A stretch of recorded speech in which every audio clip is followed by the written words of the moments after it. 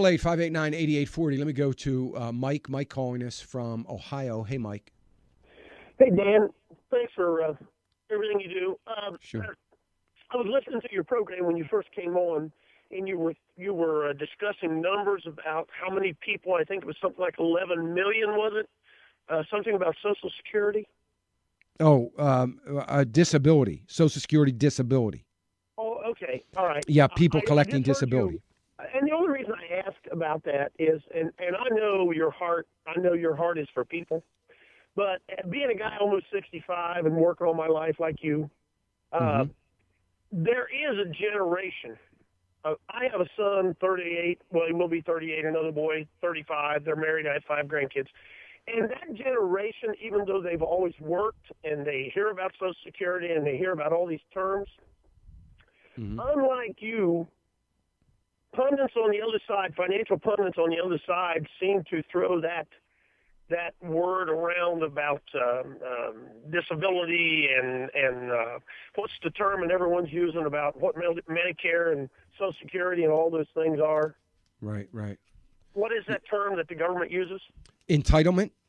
Entitlements. Yes. And I know that most people that have worked all their life, I've worked since I was 8 years old, mowed yards, worked on a farm, done all 9 yards.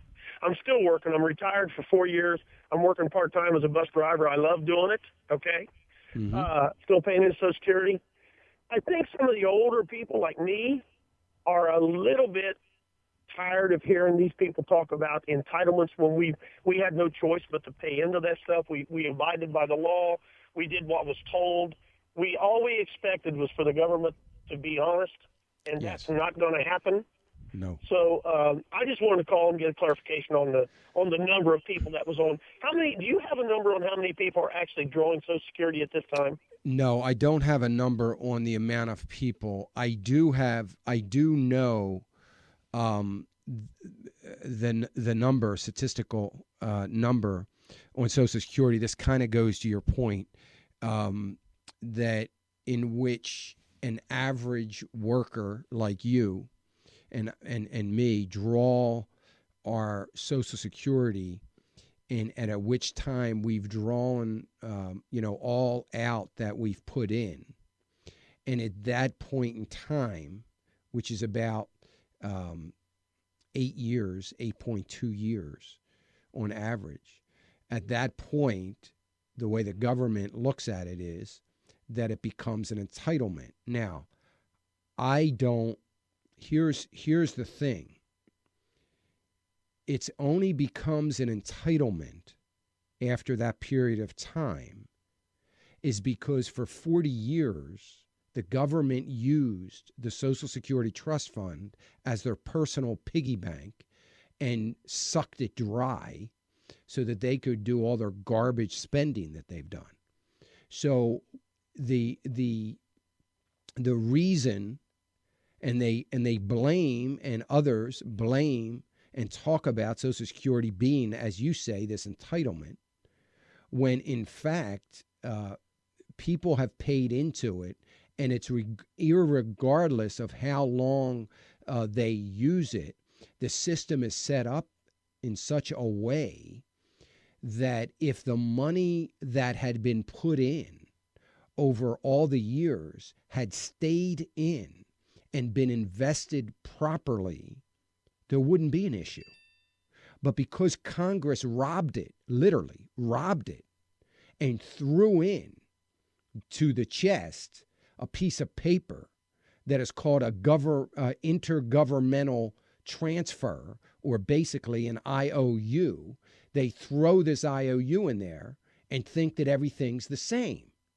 So I get what you're saying, and there is not everybody. Look, listen, and I'm just going to apologize right up front if there's anybody that is listening that would hear me talk about food stamps, disability benefits, or any other kind of safety net benefits as if I believe for 1 second that system is, filled with the majority of people.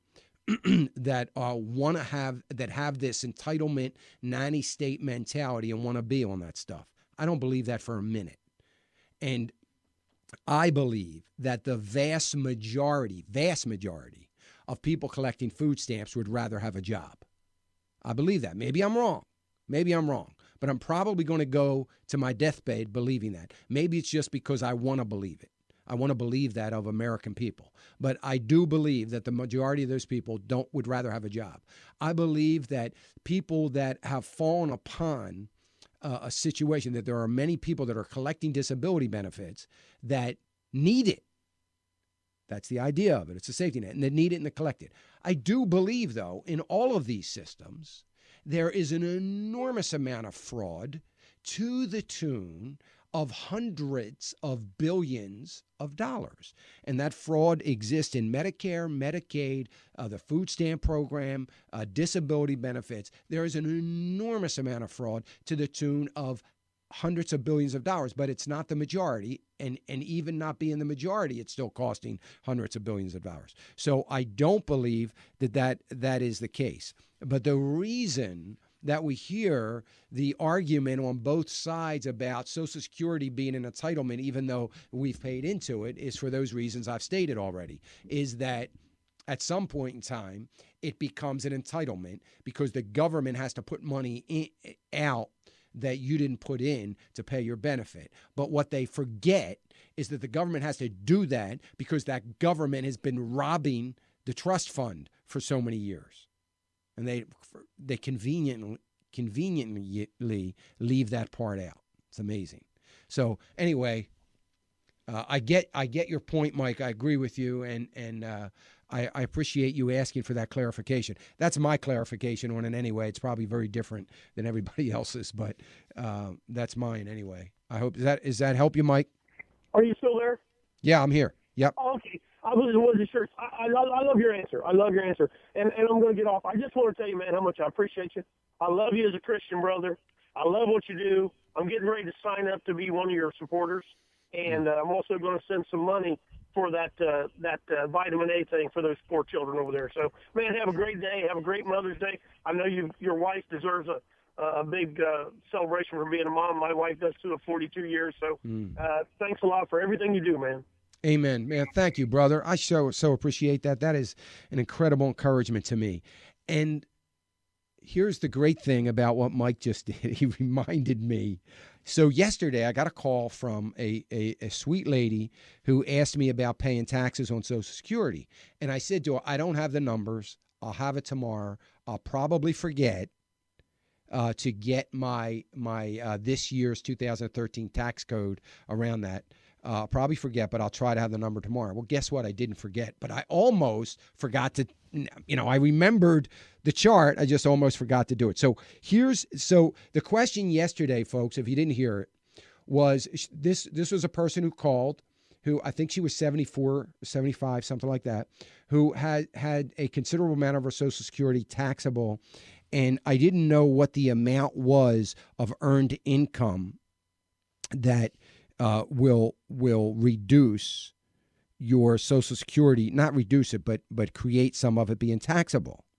And I said I thought it was around $15,000, but that was last year's number. I don't know what it is for 2013. So anyway, here's what it is. So there's a certain percentage. Folks, of your Social Security that is going to be taxed depending upon what your income is. Okay? And there's a threshold of income that you're allowed to receive. Now, once you exceed the threshold, there's a certain portion of your Social Security that's going to be taxed. So, if you're married and you're filing a joint tax return, then once your income as a married couple is somewhere between $32,000 and $44,000, your Social Security, up to 50% of it, becomes taxable. So at $44,000 worth of income, it's 50% of it's taxable. At 32% or $32,000 a year, only a portion of it, less than 50% of it, is taxable. I don't have a list of all the breakpoints.